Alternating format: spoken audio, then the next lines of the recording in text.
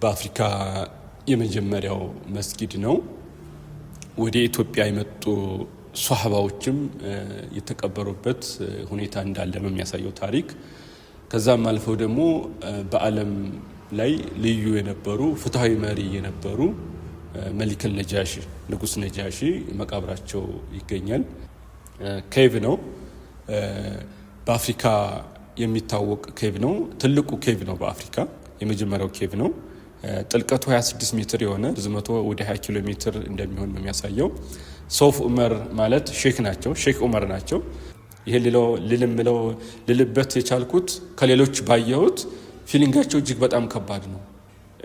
እኔ ላይ ራሱ ጥያቄ ይፈጥርብኛል። ምክንያቱም ያለቅሳሉ። ኡማ የመን የሚለውን ቃል ሲሰሙ ያለቅሳሉ። መሊክ ነጃሽ የሚለውን ያለቅሳሉ። ኢትዮጵያን ሲያስጠሩ የነበሩ የኢትዮጵያ አምባሳደሮች ናቸው ማለት ነው፣ ዑለማዎች ናቸው ማለት ነው። ሀጂ አህመድ እንድሪስ ብናይ የአልጄሪያ ሙፍቲ የነበሩ ናቸው። በቅርብ ዓመት ያረፉ ዓለም አቀፍ ሽልማት ሲቀበሉ ነው። እነ ሼክ መሐመድ አሊ አደም ስናይ ትልልቅ ዑለምነ ሼክ ኢብኑ ባዝ ሁሉ የመሰከሩላቸው ትልቅ ዓሊም ናቸው። ሰላም አለይኩም ጋይስ፣ እንዴት ናችሁ? ዛሬም በሌላ ዴይሊ ብሎግ ተመልሼ መጥቻለሁ።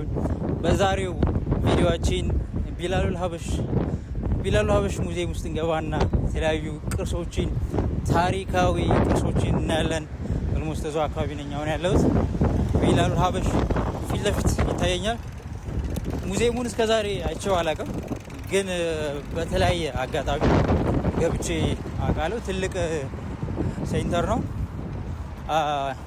አዳራሽ አለው። አዳራሹ ጋር የተለያዩ ፕሮግራሞች ይዘጋጃሉ። ያው እዛ ፕሮግራም ጋር ለመታደም ገብቼ አውቃለሁኝ። ሙዚየሙን ዛሬ አብረን እናያለን። እዚህ ቦታ አምሮኝ ቺክን አለ። አምሮኝ ቺክን እዚህ ከነበረበት ቦታ ከዚህኛው ጋር ነበር። በኮሪደር ልማት ከፈረሰ በኋላ አሁን ወደዚህኛው ገብቶ ነው።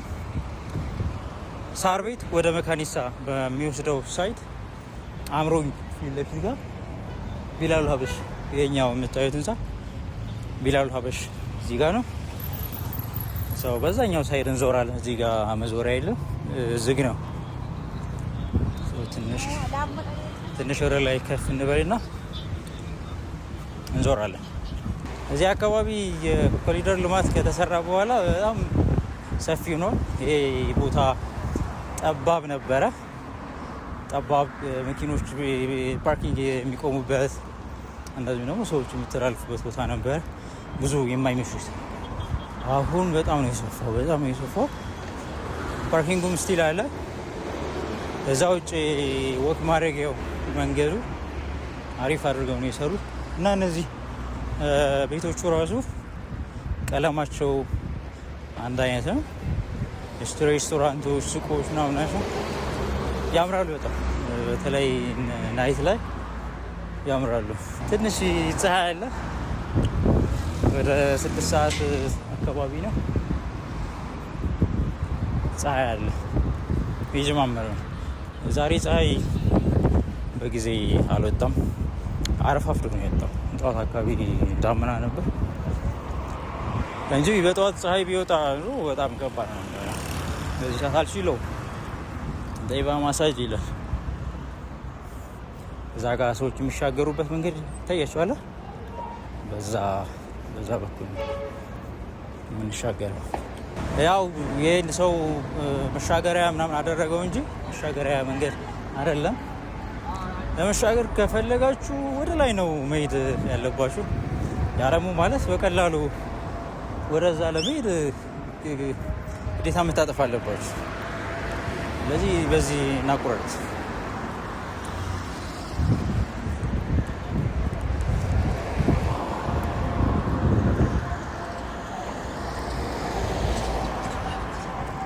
ቅድሚያ ለእግረኞች ቢሰጡ እነዛ ማለት ነው።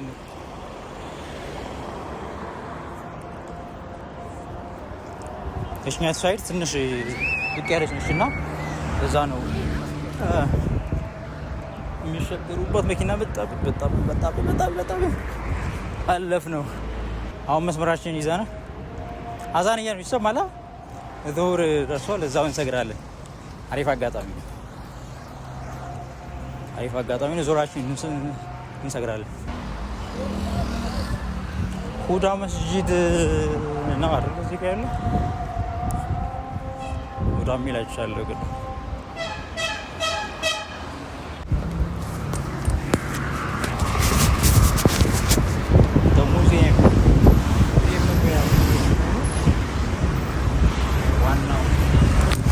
የሙዚየም መግቢያ ሳይን አለ። በዚህ ሳይን እንገባለን። ሜቢ አሁን ወይ ለዶር ወይ ለምሳ ይወጣሉ። ሰላም ነው። ሙዚየሙ ስንተኛው ጋር ነው? ሙዚየሙ ስንተኛ ጋር ነው? ይሄኛው ፊት ለፊት ያለው ዝግ ነው አሁን? ኦኬ። ስንት ሰዓት ይገባሉ? ከስምንት ሰዓት በኋላ። እሺ ቴንክ ዩ።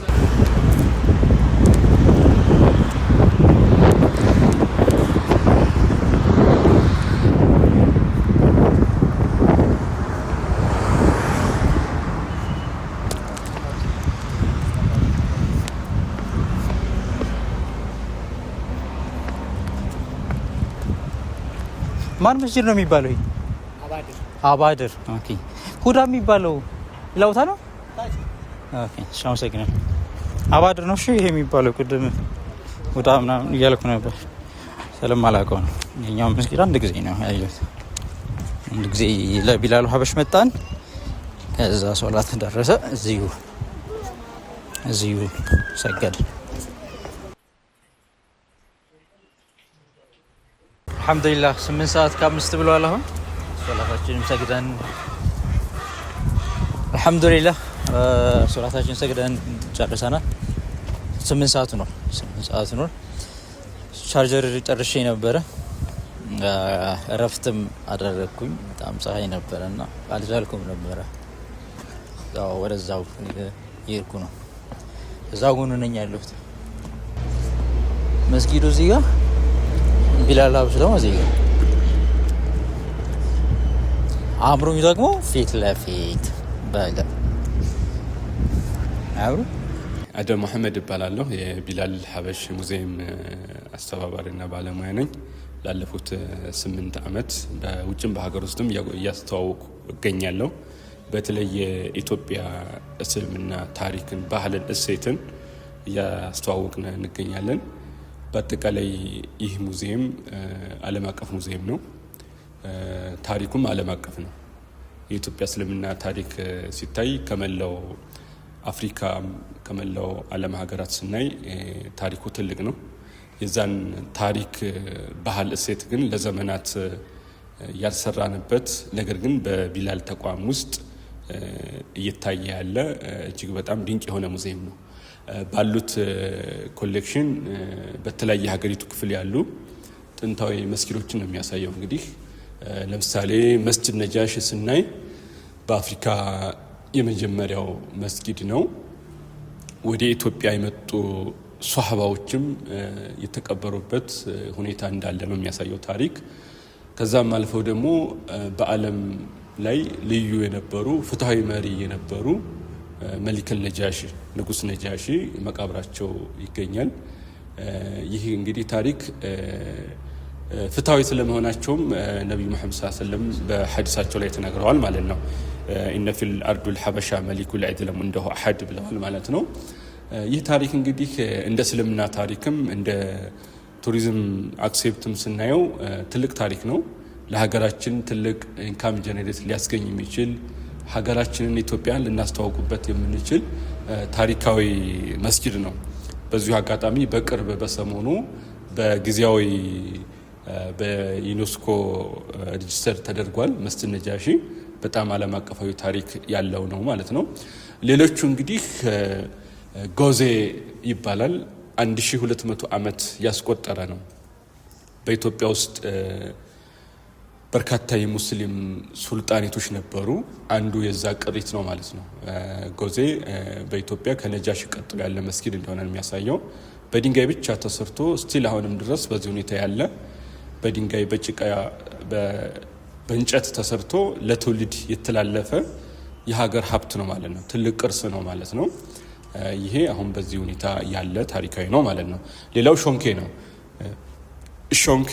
ሾንኪ አብዮ ሾንኪ ይሏቸዋል። ሼክ ጆሃር ኢብኑ አልሂደር ይባላሉ። በተለይ በኪታባቸው አለይከ ረበና ቢስነል ኪታብ የሚል የጻፉ ናቸው። ቶፕ ላይ 3 መስጊድ ያለው 83 ዓመት እዚህ ቦታ ላይ ያስተማሩ። እነሱም ሲያስተምሩ ደግሞ ከመላው ጎረቤት ሀገር ድረስ መጥተው እዚህ ማዕከል ላይ እውቀት ይተላለፍበት የነበረ የሀገራችን ቅሪት ነው። ትልቅ ዩኒቨርሲቲ ነው ማለት ነው። እንግዲህ በዚህ መልኩ ነው ኢትዮጵያ ውስጥ እውቀት ሲተላለፍ የነበረው። ትውልድ ሲታነጽ የነበረው በእንደዚህ በባህል መንገድ በተሰሩ መስጊዶችና ከተማዎች እንደሆኑ ያሳያል ማለት ነው። ይሄ እንግዲህ ዓለም አቀፍ ነው። ከዚህ የወጡ ዑለማዎች ናቸው። እንግዲህ ዛሬ በመላው አፍሪካም ስናይ በመላው አረቡ ዓለም ስናይ እንግዲህ በእንደዚህ አይነት መንገድ የተማሩ የሀገራችን ዑለማዎች የሃይማኖት አባቶች እንደሆኑ ነው የሚያሳየው ማለት ነው። ሌላው እንግዲህ በኦሮሚያ አካባቢ የሆነ ሼክ ሁሴን ባሌ ድሬ ሼክ ሁሴን ሼክና ሁሴን በመባል የሚታወቁ ናቸው። አናጅና የምትባል ኤሪያ ተወልደው ያደጉ፣ ነገር ግን የዘር ሀረጋቸው ደግሞ ከነቢዩ መሐመድ ሰለላሁ ዐለይሂ ወሰለም እንደሚመዘዝ ነው የሚያሳየው። ዲዛይኑ የሞሮኮ፣ የናይጄሪያ፣ የአልጄሪያን ቅርጽ የያዘ ነው። ስፋቱ 40 በ40 የሆነ መቃብራቸውም እዚህ የሚገኝ በዛን ጊዜ እንግዲህ ከጎረቤት ሀገር ጋር የግንባታ የባህላዊ የቤት አሰራር የመስጊድ አሰራር ግንባታ እውቀት የአርኪቴክቸር እውቀትን ከጎረቤት ሀገራትም ድረስ እውቀት ሸር ተደራርገዋል ማለት ነው። ይሄ 935 ዓመት ነው እድሜው የሚያሳየው። በተለያየ በየአመቱ የኖር አቅም ስለሚቀባ ነው ማለት ነው እያለ አሁን በዚህ ሁኔታ ይገኛል። ቀጥሎ ያለው ሶፍ ዑመር ዋሻ ነው። ኬቭ ነው። በአፍሪካ የሚታወቅ ኬቭ ነው። ትልቁ ኬቭ ነው በአፍሪካ የመጀመሪያው ኬቭ ነው። ጥልቀቱ 26 ሜትር የሆነ ርዝመቱ ወደ 20 ኪሎ ሜትር እንደሚሆን ነው የሚያሳየው። ሶፍ ዑመር ማለት ሼክ ናቸው፣ ሼክ ዑመር ናቸው። እዚህ ዋሻ ላይ ላይክ ዚክር ኢባዳ ላይክ ሜዲቴሽን የሚጠቀሙበት እንደሆነ ነው የሚያሳየው። ከዛም ደረሳዎችንም ተማሪዎችንም የቆሎ ተማሪዎችንም ሰብስበው እዚህ ቦታ ላይ እውቀት ሲያስተላልፉበት የነበረ ትልቅ የሀገር ሀብት ነው ማለት ነው። በቅርብ እንግዲህ በተለይ በጠቅላይ ሚኒስትር መሰረተ ልማት ተደርጎለት የበለጠ ትኩረት እንዲስብ ተደርጎ የውጭ ሀገር ዜጎችም የሀገር ውስጥም ዶሜስቲክ ቱሪዝምንም ያነቃቃ ሄሪቴጅ ነው፣ ኢስላሚክ ሄሪቴጅ ነው ማለት ነው። ሌላው ሼህ ሐሰንና ዑስማን በኢማሙ አህመድ ዘመን የነበሩ ትልቅ ሼክ ናቸው። በሺ የሚቆጠሩ ተማሪዎችን ያቀሩ ያስተማሩ ናቸው። እንግዲህ ወደ 1000 የሚሆኑ ተማሪዎችን ያስቀሩበት ነው። ኦሮሚያ ረሲ ጥችቶ ወረዳ የሚገኝ እስቲል አሁንም በእንደዚህ ሁኔታ ያለ ከጀርባው አካባቢ ትልልቅ ዑለማዎች የትልልቅ የሃይማኖት አባቶች መቃብር ያለበት ነው የሚያሳየው። 800 ዓመት በላይ እንዳስቆጠረ ነው የሚያሳየው። በሀገራችን እንግዲህ በአጠቃላይ በእንደዚህ አይነት አደጋ ላይ ያሉ ቅርሶች እንዳሉ ነው የሚያሳየው። እንግዲህ እንደ ሀገር በዚህ ሁኔታም ያሉ ቅርሶች እንዳሉ ያሳያል። ሌላው ሀረር ነው። ሀረር በዓለማችን የምትታወቅ ጥንታዊ ከተማ ናት፣ ቅድስት ከተማ ናት። ምክንያቱም ሀረር የተመሰረተችው በ10ኛው ሴንቸሪ ወይም በ405 ሂጅራ አካባቢ እንደሆነ ነው የሚያሳየው። ከዛም እንግዲህ መሪዎች ነበሩ፣ አምረዲን ኡምረዲን እያለ እስከ መጨረሻው አሚር አብደላህ እስከ 72ኛው አሚር ድረስ ማለት ነው። እንግዲህ የራሳቸው መሪ ነበራቸው፣ የራሳቸው ንጉስ ነበራቸው። 72 አሚር ያስተዳድራት ዓለምን ያስደመመች በዓለም ላይ ካሉ ታሪካዊ ቅርሶች ሬጅስተር ተደርጋ አቅፋ ያዘች የሀገራችን ድንቅ ከተማ ናት። ሀረር በባህሏ፣ በታሪኳ፣ በእሴቷ በተለያየ በኮይን ስራዎቻቸው ሀረሮች ይታወቃሉ ማለት ነው። ስለዚህ እሳቸው ደግሞ የሚያሳየው የመጨረሻው ሀረር አሚር አብዱላሂ ነው ማለት ነው ባጭሩ። ታች ያለው አባጅፋር ነው። አባጅፋር ሱልጣን መሐመድ ዳውድ ይባላሉ። ትልቅ ንጉስ የነበሩ ናቸው። በኢትዮጵያ ታሪክ ውስጥ ትልቅ ሚና ያላቸው ናቸው። እንግዲህ በጣም እኔንም ሁልጊዜ የሚገርመኝ ለኢትዮጵያን ሀጃጆች ብለው በዛን ጊዜ ሀጅ በእግር በሚከድበት ታይም ለሀገሬ ህዝብ ብለው መካ ላይ ሀጅ የሚያርፉበት ሆቴል ህንፃ የገዙ ብቸኛ ኢትዮጵያዊ ንጉስ ናቸው። ይሄ እንደ እስልምና ታሪክም ቅድም እንዳልኩ እንደ ቱሪስት ዘርፍም እንኳን ሌላው ማህበረሰብ አይደለም ሙስሊሙ ማህበረሰብ ምን ያክል ነው የምናውቀው ምን ያክል አንደርስታንድ እናደርገዋለን የሚለው ነገር በደንብ ማየት ያስፈልጋል። ለሀጃጆች ማረፊያ ብለው ህንጻ ያገዙ ብቸኛ ኢትዮጵያዊ ንጉስ ናቸው። ምክንያቱም በዛን ጊዜ አሁን የምናየው ሳውዲ አካባቢ ላይ ምንም ያልነበረ ኢቭን ያቺ ጧፍ የሚደረግበት ቅድስት ቦታዋ ብቻ ሲቀር ሌላ ነገር ምንም አልነበረም። ንፋሱ፣ ፀሐዩ፣ ብርዱ ሲፈራረቅባቸው በዛን ጊዜ 75000 ማሪያ ቴሬዛ ወይም ጠገራ ብር የሚባለውን ወጭ አድርገው ህንጻ የገዙ ብቸኛ ንጉስ ናቸው። እሳቸው ደግሞ ያው ዓለም አቀፍ ንጉስ የነበሩ ናቸው ማለት ነው። በኢትዮጵያ ታሪክ ውስጥ እንግዲህ ትልቁ ታሪክ አንዱ የሰሩት አንዱ ይሄ ነው። ሌላ በሀገራችን ውስጥ ደግሞ በርካታ ታሪኮች አሉ ማለት ነው። ሌላው ሸሆጀሌ አልሐሰን መሐመድ ሸሆጀሌ አልሐሰን መሐመድ መነሻቸው ቤኒሻንጉልም አሶሳ ማለት ነው። የራሳቸው ቤተ መንግስት ያላቸው ንጉስ የነበሩ ላይክ እንደ አባ ጅፋር ማለት ነው። ነገር ግን እዚሁ አዲስ አበባ ላይ ያለ ደግሞ ሩፋኤል ቤተክርስቲያን መስጂዱ ጀርባ አካባቢ ያለ ቤተ መንግስት ነው። ይሄ በኢትዮጵያ በቅርስነት ይታወቃል። ቅርስ ነው፣ ታሪክ ነው። ግን ምን ያክል ተጠብቆ ቱሪስት እየጎበኘው ነው? የተጎበኘ አይደለም። አደጋ ላይ ነው ያለው። ብዙ ዘመድ አዝማድ ማህበረሰብ ይኖርበታል። እነዛ ማህበረሰብ የራሳቸው የሚኖሩበት መንገድ ካልተመቻቸላቸው ይህንን ለትውልድ ማስተላለፍ አንችልም ማለት ነው። እና አሁን አደጋ ላይ ያለ ነው እንዳለ ነው የሚያሳየው በእኔ ማለት ነው። ሸሆጀሌ የሰሩት ስራ ስናይ ከአድዋ ዘመቻ ጋር ተያይዞ ከአዲስ አበባ ከተማ ምስረታ ጋር ተያይዞ ከፒያሳ ጀምሮ እስከ እንቁላል ፋብሪካ እምቢልታ እስከ ሩፋኤል ድረስ ለቀዳማዊ ምኒልክም ፋይናንሻል ብድር ያበደሩ የነበሩ ታላቅ ንጉስ ናቸው። የነዚህ ንጉስ ደግሞ ታሪክ ለዓለም መታወቅ አለበት። ቦታው ተጠብቆ ደግሞ ለቱሪስት ምቹ መሆን አለበት። ምክንያቱም ቱሪስት ወደዚህ በሚመጣበት ጊዜ ለሀገራችን ገቢ ያስገኛል። ሀገራችን የምናስተዋውቁበት ነው። እንግዲህ ትልቅ ኢንካም ጀነሬት የምናስገኝበት እንደ እስልምናም እንደ ሀገርም አሻራቸው ትልቅ ነው በአጠቃላይ። ሌላው ወደ ስንመጣ እስልምና እንግዲህ በኢትዮጵያ ባደረጉት የመስፋፋት ሂደት ላይ ነብዩ መሐመድም ወደኛ ሀገር የላኳቸው ሷሃባዎች አሉ። እንግዲህ የራሳቸው ጎሳ የራሳቸው ዘር ሀረግ ያላቸው ቁረይሽ የሚባለው ማህበረሰብ በሚያስቸግሯቸው ጊዜ እንግዳውስ ወደ ሀበሻ ሀገር ሂዱ፣ ምክንያቱም እዚያ ያሉት ንጉስ የማይበድሉ የማይዘልሙ ፍትሃዊ መሪ ናቸው ተብለው ወደኛ ሀገር የመጡ ሷሃባዎች አሉ። እነዚህ ሷሃባዎች ደግሞ በጣም ስመጥር የሆኑ ኸሊፋ የነበሩ በጣም የሚታወቁ ናቸው። የደብዳቤው ይዘቱ አጠቃላይ ስለ ሱረቱል መርየም የሚያወራ ስለ ኢሳ አወላለድ የሚያብራራ የቁርአን አንቀጽ ነው። መልእክቱም ደግሞ ወደ እኔ የምከተለው እምነት እመራሃለሁ ዘንድ ነው፣ ከነሰራዊትህ እጠራሃለሁ ጥሪ ነው፣ ዳዕዋ ነው ማለት ነው። ከዚህ በኋላ ነው መሊክ አልነጃሺ የእስልምና ሃይማኖትን መከተላቸውንም ለነብዩም ደግሞ ደብዳቤ መጻፋቸውን የሚያሳየው ይሄ ዓለም የሚያውቀው ነው ማለት ነው። ስለዚህ እሳቸውም ደግሞ በአክሱም ቤተ መንግስት የነበሩ የመጡ ሷሃባዎችን በቤተ መንግስት እስትቅባል ያደረጉ አቀባበል ያደረጉ ዓለም የሚያውቃቸው ንጉስ ናቸው ማለት ነው። በዛን ጊዜ ደግሞ ሀያል ንጉስ የነበሩ ናቸው ማለት ነው። ስለዚህ እሱን የሚያሳይ ሪሳላ ደብዳቤ ነው ማለት ነው። ለዚህ ማሳያ ደግሞ ያው ሐዲሱ አለ። ሌላ ምንም ብዙ ኤቪደንሶችን መረጃዎችን ቢኖሩም ነብይ ከመሰከረላቸው በላይ ምንም መረጃ አያስፈልግም። ምክንያቱም ቃለ ረሱል ሰለላሁ ዐለይሂ ወሰለም ኢነ ፊል አርዱል ሐበሻ መሊኩ ላ የዝለሙ እንደሁ አሐድ አሉ። በሐበሻ ምድር ያሉት ምንም የማያዳሉ የማይዘልሙ ፍትሃዊ መሪ ናቸው ብለው ይሄ ዓለም የሚያውቀው ሐዲስ ነው ማለት ነው። በጣም የሚገርመው ታች ያለው ሐዲስም ደግሞ በሩቅ ሀገር ያለው የአላህ ባሪያ ሞቷልና ተነሱና ሰልፋችሁን አስተካከላችሁ እንስገድባቸው አሉ ነብዩ መሐመድ ሰለላሁ ዐለይሂ ወሰለም። ይሄ በጣም የሚገርም ሁላችንም በጣም ብዙ ዓለም አቀፍ ቱሪስቶች ይመጣሉ፣ ግን ደግሞ በጣም የሚያለቅሱበት በጣም የሚደሙበት እኛ ደግሞ ኢትዮጵያውያኖች ደግሞ ምን ያክል አውቀነዋል፣ ምን ያክል አንደርስታንድ አድርገነዋል። በዓለም ላይ የመጀመሪያ በርቀት የሚሰገድ ሶላት ወይም ሶላተል ጀናዛ ሶላተል ገይብ ይባላል። ወይም ደግሞ ፈጣሪ ነፍሳቸውን በጀነት እንዲያስቀምጠው ዓለም ላይ የመጀመሪያ ያሰገዱት ነብዩ መሐመድ ናቸው ማለት ነው። በንጉስ ነጃሺ ማለት ነው። ንጉስ ነጃሺ ደግሞ የኢትዮጵያ ንጉስ ናቸው ማለት ነው። ይሄ ብቻ ራሱ እንደ ታሪክ በጣም ዓለም አቀፍ የሆነ ታሪክ ነው ማለት ነው። ብዙ ዓለም ይመጣሉና እዚህ በጣም ይገርማቸዋል፣ ያለቅሳሉ።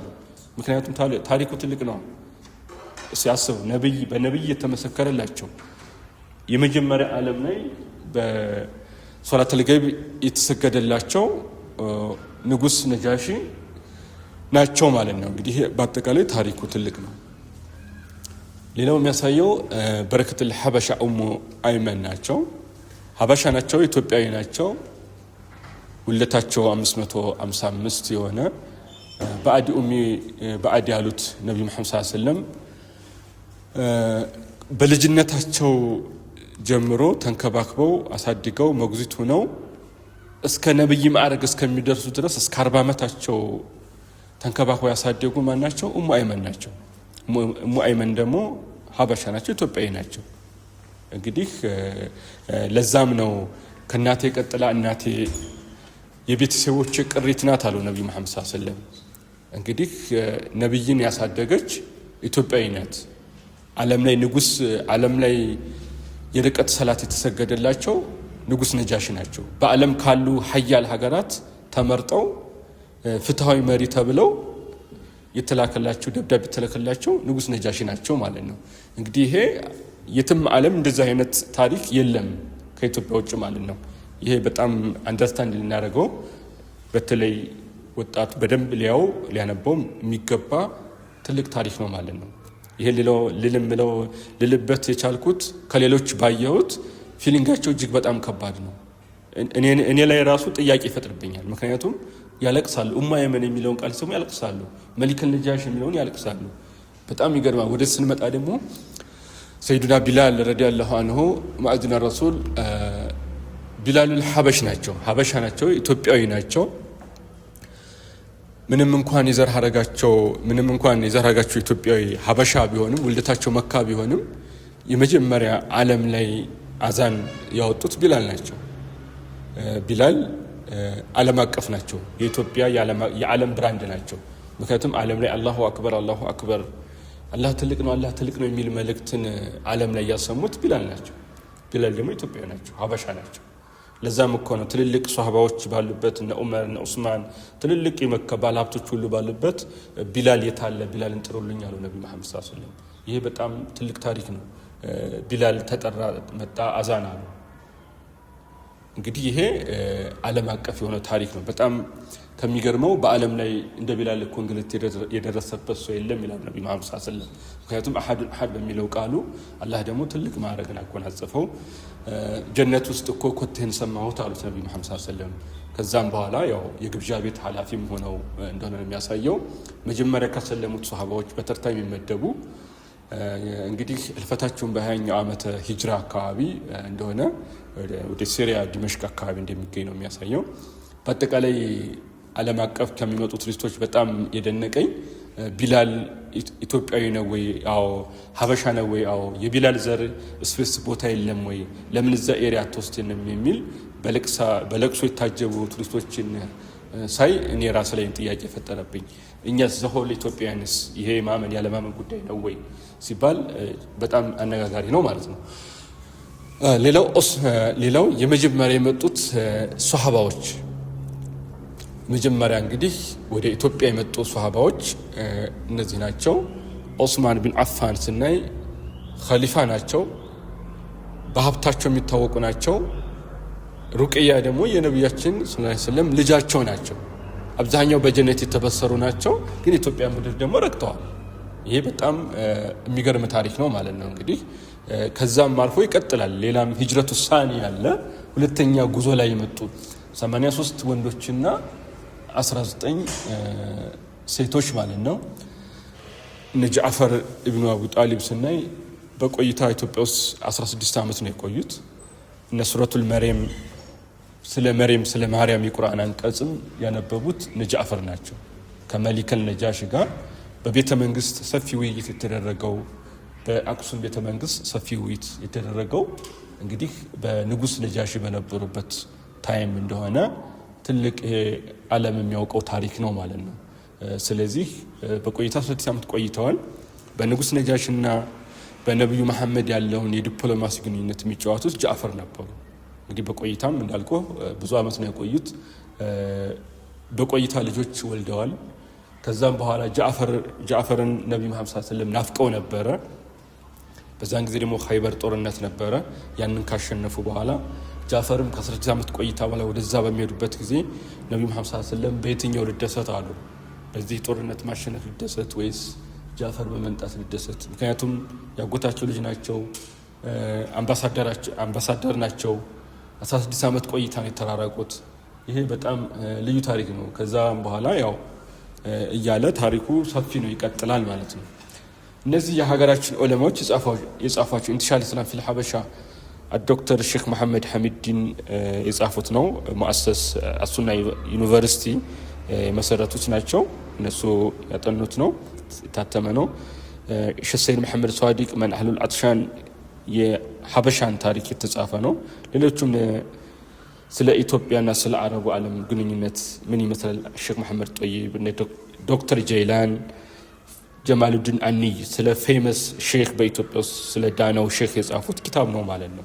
እነዚህ ሁሉ የሀገራችን ዑለማዎች ቴክኖሎጂ ላይ የደረሱ ሆነው ያሳተሟቸው ኪታቦች ናቸው። እነዚህ ዓለም አቀፍ ናቸው። ዓለምን ያስደመሙ እነ ሼክ መሐመድ አሊ አደም የተጻፈ ነው። እነ ሼክ መሐመድ ዞብል ፈቱል መሳሊክ፣ እነ ሼክ መሐመድ ታጁ ኢለሙል አግቢያ ስለ ዑለማዎች ታሪክ የተጻፈ የሀገራችን ዑለማዎች ዓለም አቀፍ የሆኑ በገጠር ሳር ጎጆ ባለ የተማሩ ነገር ግን ደግሞ ኪታባቸው እውቀታቸው ዓለም አቀፍ መሆኑን ስንቶች እናውቃለን የሚለው ነው የሚያሳየው ማለት ነው። ሷሃባ እንግዲህ በቆይታ ያው ሷሃባ ማለት የነብዩ ወዳጅ ጓደኛ ማለት ነው። በቆይታ ላይ የነ ጃዕፈር ልጆች ናቸው። እንግዲህ እነዚህ የሚያሳየው እነ ጃዕፈር ገውስ ኢብኑ ጃዕፈር አቡ ጣሊብ የጃዕፈር ልጆች ማለት ነው። እንግዲህ እነዚህ ኢትዮጵያ ስትወለዱ ሷሃባ ልጆች ማለት ነው። ሀበሻ ሙተው የተቀበሩ የሷሃባ ልጆች ሷሃባዎች ደግሞ 31 የሷሃባ መቃብር ኢትዮጵያ ውስጥ እንደሚገኝ ነው የሚያሳየው። እንግዲህ 14 አካባቢ መስጂድ ነጃሽ አለ። ሌሎቹ ሊል ሙክተሊፋ የተለያየ ሀገሪቱ ክፍል እንደሚገኝ ያሳያል ማለት ነው። በአጠቃላይ ይሄ ሁሉ ሷሃባ መቃብር ኢትዮጵያ ውስጥ አለ። ሌላም አለ እየተባለ ነው። የሩቅያ ልጃቸው ተገኘ የሚል አንዳንድ አርኪኦሎጂ ጥናቶች አሉ። ይሄ ምድሯ ኢትዮጵያ ቅድስት ትልቅ ታሪክ ያላት የሷሃባ የመጣባት ሷሃባ የተቀበረባት ሷሃባ የኖረባት ሀገር ናት ማለት ነው። እንግዲህ ይሄ በጣም ዓለም አቀፍ ታሪክ ነው ማለት ነው። ይሄ አረበኛው ነው። ያው በናቱ ሰሃባ ሚን ወለዱል ሐበሻ ነው የሚለው ያው ተመሳሳይ ነው።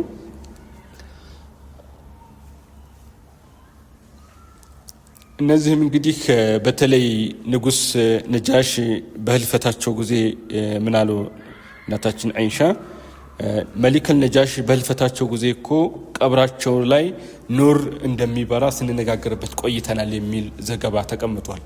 ከዛም ስለ ሀበሻ ነብዩ መሐመድ ሰለላሁ ዐለይሂ ወሰለም እንግዲህ ሀበሻ እስካለኳቸው ድረስ እንዳትነኩ ያሉበትም ሐዲስ ይሄ ዓለም አቀፍ ነው ማለት ነው።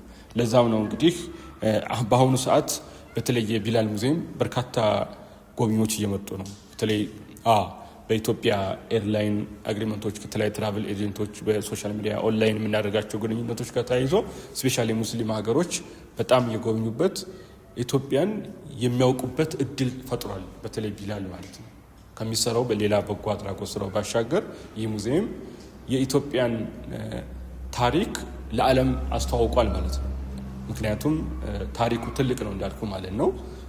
ስለዚህ ሁሉም ሰው መጥቶ ማየት መጎብኘት ያስፈልጋል ማለት እንደዚህ አይነት ታሪኮች እነዚህ ሁሉ የምታያቸው የተለያየ ሀገሪቱ ክፍል ስቲል ነው ማለት ነው። እውቀት ሲተላለፍባቸው የነበሩ ማቴሪያሎች ናቸው። ሎህ ይባላል። ላይክ ደ ብላክ ቦርድ ነው። ቁርአን ይጻፋል። የተጻፈው ነገር ከተሐፈዘ ወይም ሜሞራይዝ ከሆነ በኋላ ይጻፋል፣ ይጠፋል፣ ደግሞ ሌላ ይጻፋል። እውቀት ሲተላለፍ የነበረው በዚህ መንገድ ነው። ስቲል አሁንም ድረስ ደግሞ በዚህ ነው። አሁንም ድረስ ፐብሊሽ የሆነ ቁርአኖች ተደራሽ ያላደረግንበት ሁኔታ አለ ኢትዮጵያ ውስጥ ማለት ነው። ስለዚህ እነዚህ ሁሉ በዚህ እውቀት ይተላለፈ ነው አሁንም የሚለውን ነገር የሚያሳየው በአጠቃላይ ይሄ የድሮ ይሄ የምታየው ወረቀት የሚመጣው እንዲህ በቀልድ አይደለም። ከጣሊያን ከግሪክ ብሎ ነው ወደ ኢትዮጵያ የሚገባ የነበረው። ፓፒረስ ይባላል። እዚህ ወረቀት ላይ ላይክ እንደ ትራዲሽናል ማስመሪያ ነው እንግዲህ በዚህ ወረቀት ላይ መስመር ተጠቅመው ላይክ የጽሁፍንም ኳሊቲ ስለሚጠቁ በዛ ላይ መሰረት ለመጻፍ የሚጠቀሙበት የጽሁፍ መሳሪያ ነው ማለት ነው በአጠቃላይ። ሌላው እንግዲህ አጠቃላይ እነዚህ ሎህ ላይ ኪታባቸው የሚይዙበት ተስቢሃቸው አጠቃላይ እነዚህ ሁሉ ስንጠቀምባቸው የነበሩ አሁንም ድረስ ያሉ የእውቀት የምንቀስምባቸው የነበሩ የጽሁፍ ሀብቶች ሳይንስ አለ፣ ግራመር አለ፣ አስትሮኖሚ እውቀቶች አሉ።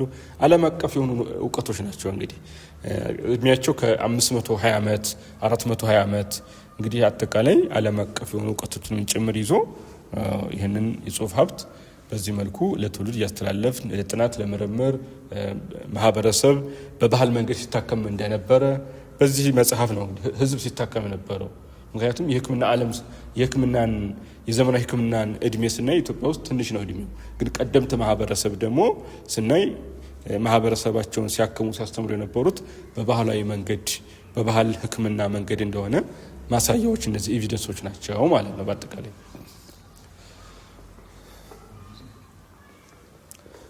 እነዚህ ያው አጠቃላይ የተለያየ አካባቢ ላይ እውቀት እንግዲህ በራሳቸው እውቀት ጥበብ ተጠቅመው ለመስገጃነት እንዴት ትራዲሽናል እንደ አየር ሙቀት ሰዓት ላይ የሚያራግቡበት እነዚህ ጋር ጫማዎች ከእንጨት የተሰሩ ከቆዳ የተሰራ which የጥበብ ነው፣ አርት ነው፣ የአርት እውቀት ነው፣ የጥበብ እውቀት ነው። ቀደምቶች በዚህ መልኩ ነው እንግዲህ እውቀታቸውን ተጠቅሞ መገልገያ የራሳቸው ማቴሪያሎች በዚህ መልኩ በእውቀታቸው ይጠቀሙ እንደነበር ነው የሚያሳየው በአጠቃላይ ማለት ነው። እነዚህም ኹጥባዎች ናቸው። ኹጥባዎቻቸው እንግዲህ የሀገራችን ዑለማዎች ኹጥባ የሚያደርጉበት የነበረ አጠቃላይ እነዚህ ሁሉ ሐጅ መሐመድ ወሌ ሸህ ሰይድ ሱመያ ሐጅ በሽር ዳውድ አጠቃላይ እነዚህ በህይወት የሌሉ ግን ታሪክ ሲሰሩ የነበሩ ዑለማዎች የነሱ የሚጠቀሟቸው የነበሩ ቅርሶቻቸው ናቸው ማለት ነው።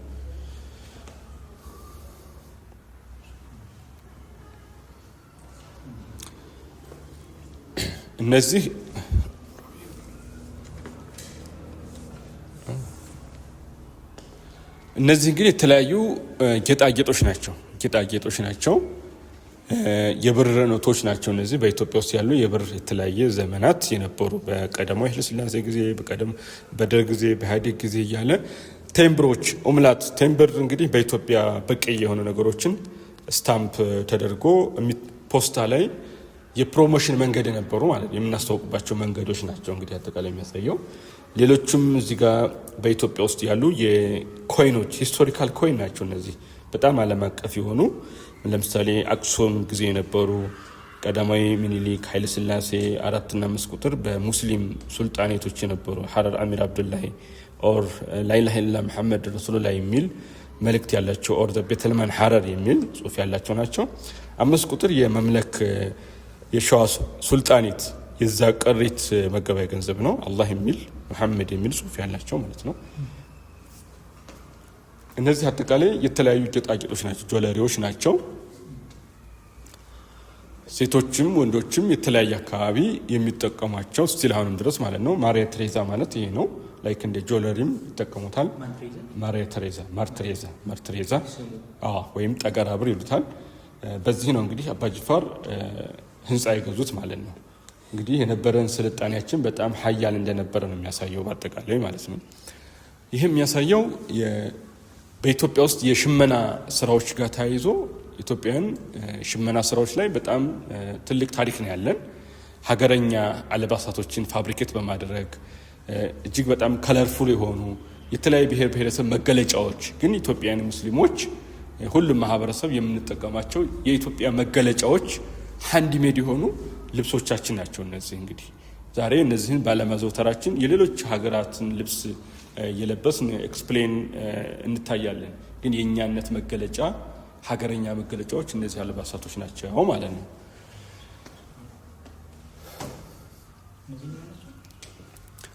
እነዚህ ሀጂ ረህመቶ ሙክታር ይባላሉ። በኢትዮጵያ በተለይ በንግድ ስርዓት ላይ በጣም የሚታወቁ ናቸው። ህልፈታቸው 1953 ሆኖ በኢትዮጵያ ውስጥ ከ18 በላይ የንግድ ዘርፎች ያላቸው ናቸው። እንግዲህ በጣም የሚታወቁ ናቸው። በቅርብም የታሪክ መጽሐፋቸው ታትሟል። እንግዲህ እሳቸው ንግድ ባንክ የኢትዮጵያ ንግድ ባንክ ሲመሰረትም ከፍተኛ ፋይናንሻል ወጪ ካደረጉ እንግዲህ አንዱ ባለሀብት ናቸው።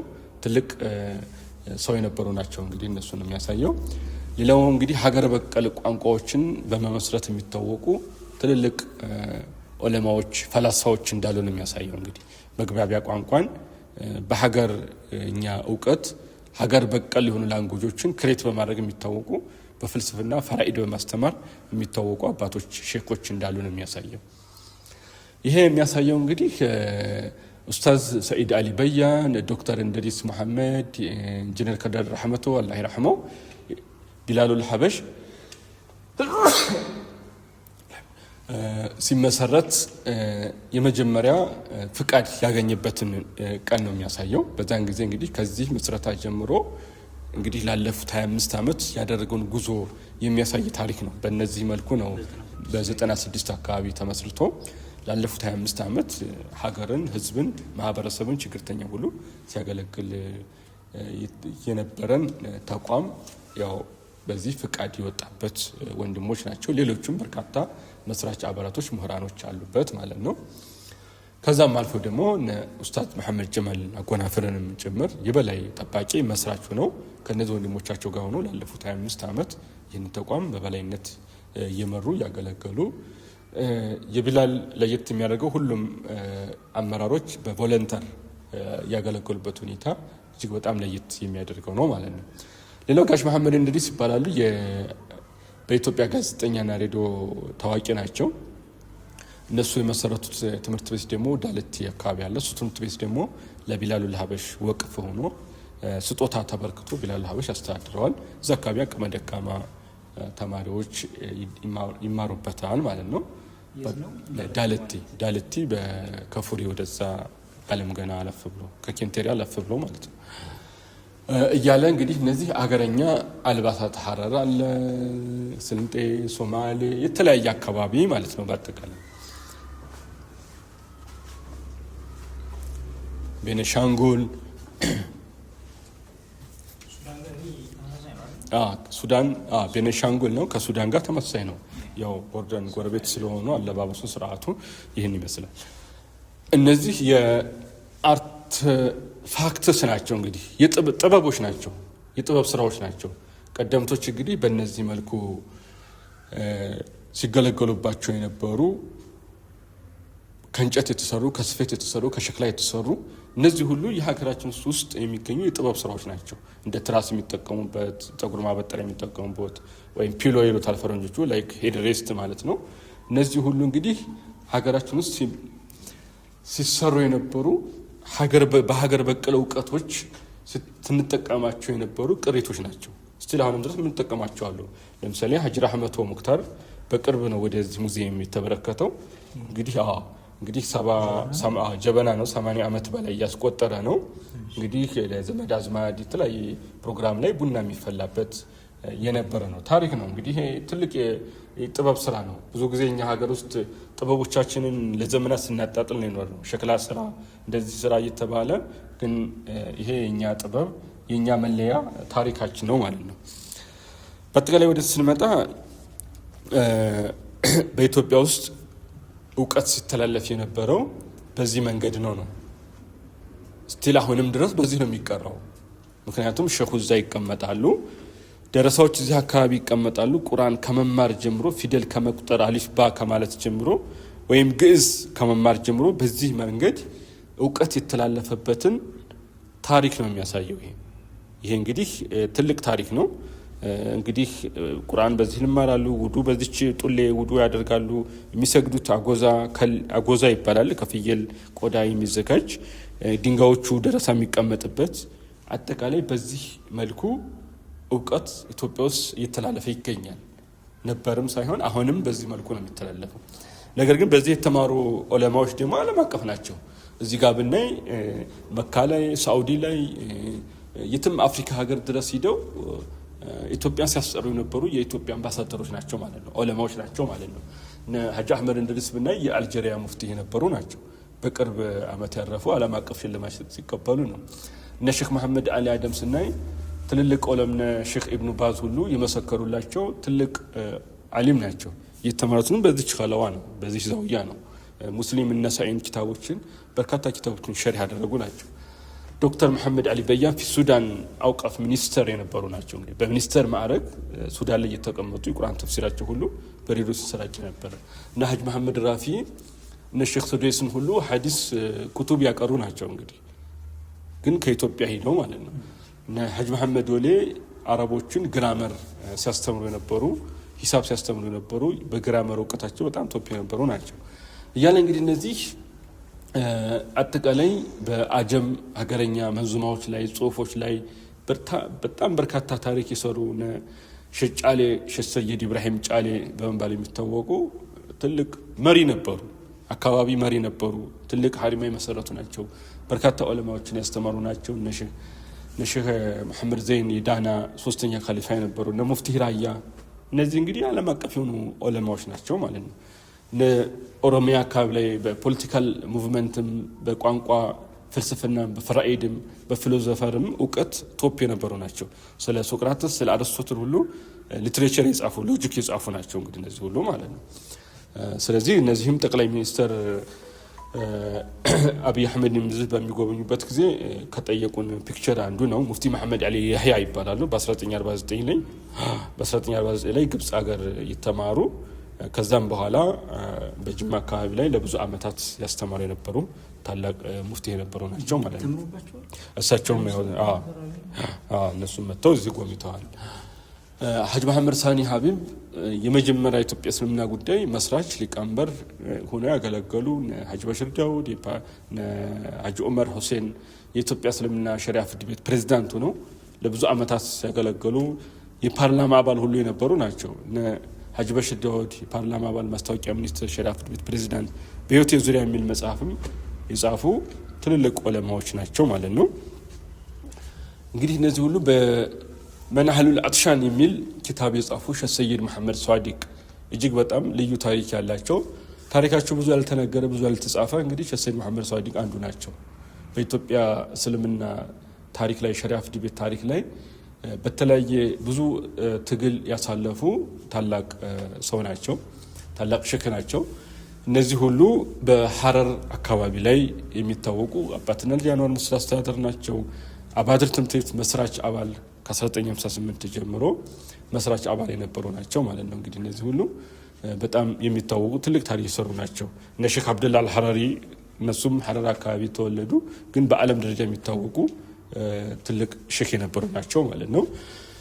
እነ ሼህ ኢሳ ሐምዛ የቅጥባሪ ሼክ በመባል የሚታወቁ ብዙ ታሪክ ያላቸው፣ እነ ሼህ በድረዲን ዘቢሞላ ሼክ እና ሀጅ ዙልመካን እያለ እንግዲህ እነዚህ ሁሉ የአብሬት ሼክ ሀጅ ዘይኑ እንግዲህ እነዚህ ሁሉ አጠቃላይ በተለያየ ሀገሪቱ ክፍል በሰሜኑም በደቡብም በምስራቅ አጠቃላይ በአራቱም አቅጣጫ ያሉ ትልልቅ የሀገራችን ዑለማዎች ናቸው ማለት ነው። ሁሉም በህይወት የሌሉ ናቸው። እነዚህ አልባሳቶቻቸው፣ ልብሶች፣ ካባዎቻቸው መላብሱል ዑለማ እንግዲህ የሚለብሱት ካባዎቻቸው ነው የሚያሳየው። በአጠቃላይ ተስቢሃቸው አለ፣ ጫማቸው አለ፣ ከዘራዎቻቸው አለ። እዚህ ጋር የምታየው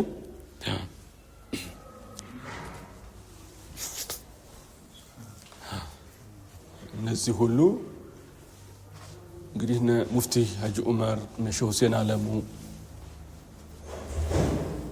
ናቸው። እነዚህ ሁሉ ሁሉም በህይወት የሌሉ ናቸው። እነዚህ ልባስ እነዚህ በእጅ የሚሰራ ሃንድ ሜድ የሆኑ ሀገረኛ ልብስ የሆኑ የሀገራችን ዑለማዎች አለባበስ ስርዓቱ ሀገረኛ የሆነ ልብስ ይሄ ነው። ሀጅ ወልዑምራ ሲከድ ይሄን የሚለበሰው የሚለውን እንትኑን ለማሳየት ነው።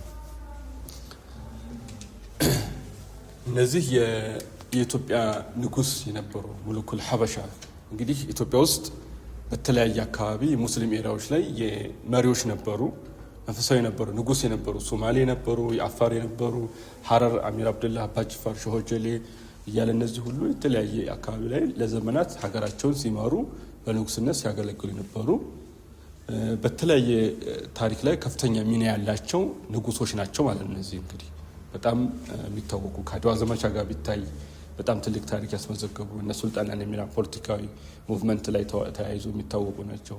አብዛኛው ለሀገራችን ከፍተኛ አስተዋጽኦ ያደረጉ ንጉሶች ናቸው ማለት ነው። ይህ የኢትዮጵያ እስልምና ጉዳይ ሲመሰረት የነበረውን እንቅስቃሴ ነው የሚያሳየው። እንግዲህ ከ1966 ሀገር የጋራ ሃይማኖት የግል ነው ከሚለው ሙቭመንት ጀምሮ 1967 ላይ የኢትዮጵያ እስልምና ጉዳይ ተመስርቶ አጠቃላይ ከመንግስት ጋር የተደረጉ ግንኙነቶችንም ጭምር ነው የሚያሳየው። እንግዲህ በአጠቃላይ ጋዳፊ ሲመጡ ወደ ኢትዮጵያ ነው የሚያሳየው። ለገና ሀጅ መሐመድ ሳኒ ሀቢብ፣ ሀጅ ዑመር ሁሴን ከመንግስቱ ኃይለማርያም ጋር ነው የሚያሳየው። ሀጅ አብዱራህማን ሸሪፍ ከመንግስት ባለስልጣን ጋር ነው የሚያሳየው፣ ከብርሃኑ ባየ። አጠቃላይ የ2004 ጀምሮ የድምጻችን ይሰማ ሙቭመንት ነው የሚያሳየው። ድምጻችን ይሰማ እንግዲህ በመላው ሀገሪቱም በመላው ዓለም የሚታወቅ ሙቭመንት ነው። የዛን ሙቭመንት ምን ይመስል እንደነበረ ተወሰነ ታሪኩን ለማሳየት ነው። በአጠቃላይ ይህን ይመስላል። እንግዲህ ይሄ ሙዚየም ከተቋቋመ ጊዜ ጀምሮ በሀገር ውስጥም በውጭም በርካታ ሺህ ጎብኚዎችን ያስተናገደው ከጠቅላይ ሚኒስትር ጀምሮ አብዛኛው ሀገሪቱ ሚኒስትር ዴታዎች አጠቃላይ በተለያዩ ዩኒቨርሲቲዎች ዓለም አቀፍ ዶክተሮች፣ ሙዚየም ኩሬተሮች፣ ባለሙያዎች ይህን ሙዚየም እንዲጎበኙ አድርገናል ማለት ነው። ይህ ደግሞ ያው የኢትዮጵያን ታሪክ ነው ያስተዋወቅ ነው። የኢትዮጵያን ሙስሊም ስልጣኔ፣ ባህል፣ እሴት፣ ታሪክ ላለፉት 8 ዓመታት በማስተዋወቅ ላይ እንገኛለን ማለት ነው። በአጠቃላይ ይህን ይመስላል። እዚህ የሰጧቸው አስተያየቶች ናቸው። እንግዲህ በተለያየ ጊዜ በተደጋጋሚ ከመጡት እንግዲህ የተወሰኑ የሰጡትን አስተያየቶች ለማሳየት ነው። በውጭ ሀገራትም የሰጧቸው አሉ። በቱርክ፣ በካናዳ፣ በአውሮፓ፣ በቱርክ አጠቃላይ በመላው አውሮፓና አፍሪካ ሀገራትም ይህ ሙዚየም እንዲጎበኝ ተደርጓል። በ2019ም አዲስ አበባ ውስጥ ስትሄዱ ቤስት ፕሌስ ብሎ አውጥቶታል። ይህን ሙዚየም ትራቭለር የሚል አንድ ጉዞ መጽሔት አለ አሜሪካ ውስጥ የሚዘጋጅ። በአጠቃላይ አሁን ባለው የሀገሪቱ ሁኔታ ላይ የቱሪዝም እንቅስቃሴ በጣም አለ። በተለይ ጠቅላይ ሚኒስትር ካደረጉት መሰረተ ልማቶች ጋር፣ ኮሪደሮች ጋር፣ ፓርኮች ጋር ከሚደረገው ዶሜስቲክ ቱሪዝሙ እየተነቃቃ ነው።